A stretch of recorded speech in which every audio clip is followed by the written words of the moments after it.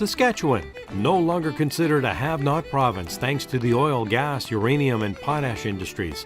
No longer are residents looking for greener pastures beyond the Alberta-Manitoba borders. Instead, for the first time in decades, thousands of former residents are returning home, and many newcomers are being drawn by the prairie winds. Today, Saskatchewan's population has swelled to more than 1.13 million. Among them is approximately 80,000 Métis and growing. With that growth is a drive to make a difference, which is why the first in a series of regional Métis economic development roundtable discussions were held in Saskatoon, involving experts from industry, institutions, and government representatives, aimed at confirming that the Métis Nation is on the right track toward developing a Métis economic development strategy. The problem with procurement is twofold. Industry just bloody well doesn't care. And the other one is we're not ready. During the roundtable discussions, Roland Duplessis with the Clarence Campo Development Fund quickly highlighted a major issue affecting Métis entrepreneurs. We don't have them. Our business directory of 300 businesses contain very few businesses that provide products and services that would be appropriate for, say, the mining industry or the oil and gas industry and those kinds of things. Duplessis says Métis financial institutions need more resources from Ottawa to identify who and where Métis businesses are and to explore ways to help them grow. In the past 17 years, the Clarence Campo Development Fund has provided $43 million in loans to more than 700 Métis entrepreneurs to enhance their business readiness. But Duplessis says much more needs to be done.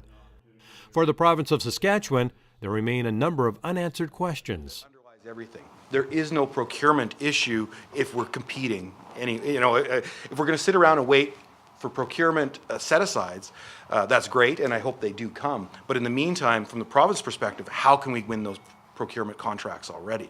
How do we build the capacity to get our Métis companies going from 1 employee to 14 to 25 to get bidding on these projects, because they are there. Steve McLellan with the Chamber of Commerce says industry does care about building relationships, supporting each other, and understanding the needs of Métis business owners to get involved in helping grow Saskatchewan's economy. I fully support, and I have family members who've been beneficiaries of the Métis program financing. But if you want the business community to know about it, you better work with us and them directly to make sure we know what it is.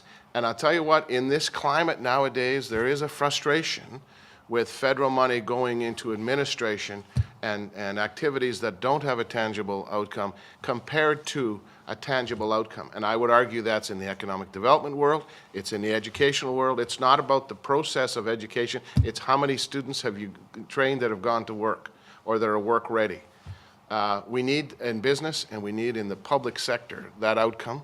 And you start championing the success that you referenced earlier, and I'll tell you what, business will be behind you to get those dollars, either from the feds or otherwise. Back when I came on board with SaskPower in 2009, we were doing less than $1 million a year in Aboriginal procurement. In 2014, we did $22 million. Industry giants such as SaskPower have adopted a procurement strategy focused on working with Aboriginal business. And so execution of a procurement policy that is now going to be embedded within every single RFP that goes out the door has a favorable weighting for Aboriginal participation. So there's two pieces to it. There's Aboriginal participation or Aboriginal ownership. And so what the strategy really focuses on is if there's an Aboriginal business that doesn't have the capacity, we're going to push them into the arms of industry to partner. So that industry partnership can claim their participation in the bid evaluation. While all large corporations are encouraged to adopt Aboriginal procurement strategies, there remains a concern in Saskatchewan that the duty to consult Aboriginal peoples is being largely ignored. However, the problem could be the engagement strategies are not consistent. So we've got to see a lot of the challenges that come up, and I guess the major challenge with the duty to consult in Saskatchewan right now is that it's applied fairly unevenly. If you go to the north, the duty is applied in one way. If you go to the south, it's applied in another. If you go into one industry, it's applied this way. Say in forestry, there's really a lack of application of the duty. It's also very weak in the peat sector. So those two sectors really need to beef up their involvement Matt Vermette says the duty to consult is also not consistently applied in the potash and uranium industries, which could relate to Métis rights. For example, in the north, Métis rights are proven and recognized, while in the south, the picture becomes unclear. Chair, just the one thing I notice when it comes to duty to consult, and we see it on the Facebook and all the time, there's no pleasing everybody all the time. And with I Don't Know More and the frivolous lawsuit that was launched against Peter Pine House Business North with the people that would say we weren't consulted, even though they're consulted out the yin yang, incree, opportunity here, there. So the lack of a consistent method that's approved and kind of across the board allows those kind of voices to come up, because not everybody wants to support a uranium mine, or not everybody wants someone to cut a power line through a trap line. Government representatives, Métis and business leaders also discussed the need to have a well-educated, skilled workforce, which is considered a critical component to success.